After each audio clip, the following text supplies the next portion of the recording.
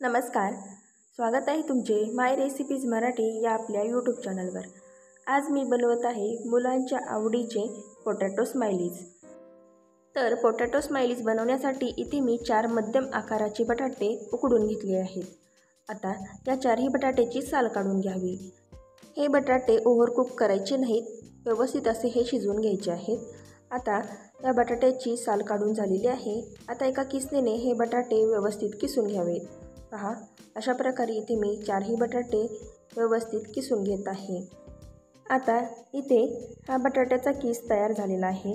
आता यामध्ये अगदी पाव चमचा मीठ घालावे.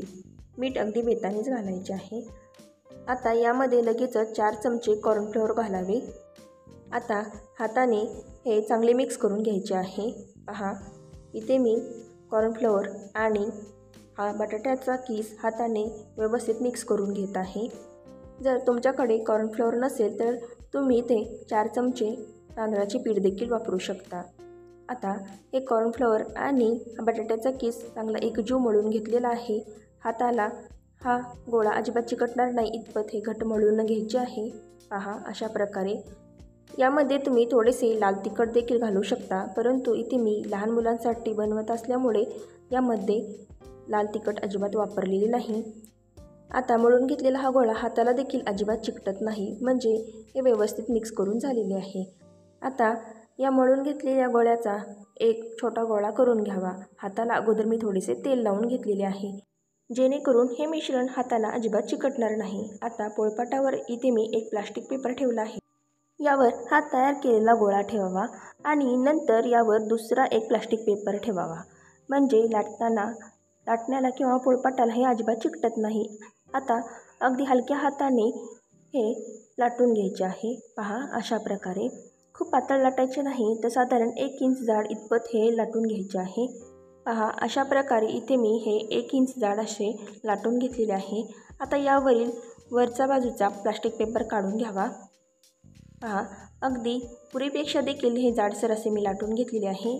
आता एका वाटीच्या साहाय्याने किंवा अशा प्रकारे घरामध्ये कोणतेही एखादे कुकिंग कटर असेल त्याने अशा प्रकारे याच्या गोल गोल चकत्या करून घ्यायच्या आहेत. इथे माझ्याकडे एक मध्यम गोलाकार एक छोटासा ग्लास होता, त्याने मी अशा प्रकारे याचे गोल गोल चकत्या करून घेत आहे.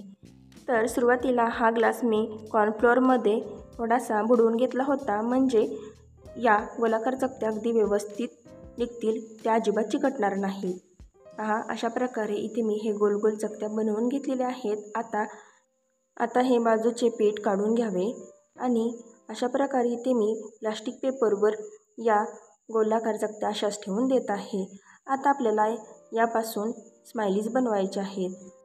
इथे तुम्ही पाहू शकता हे चकत्या मी कितपत जाड बनवलेल्या आहेत. आता पोटॅटो स्माइलीज बनवण्यासाठी इथे मी एक पेन घेतलेला आहे. याचे पुढचे टोक मी काढून घेतलेले आहे आणि नंतर हा पेन स्वच्छ धुवून आणि पुसून अगदी कोरडा करून घेतलेला आहे. आता जिथे आपल्याला स्माइलीचे डोळे बनवायचे आहे तिथे अशा प्रकारे हे पेनचे टोक ठेवून हलकेसे दाबून अशा प्रकारे स्माइलीचे डोळे बनवता येतात. तर घरातील रेग्युलर चमच्यानेच इथे मी अशा प्रकारे याचे स्माइली अशा प्रकारे बनवून घेतलेले आहे.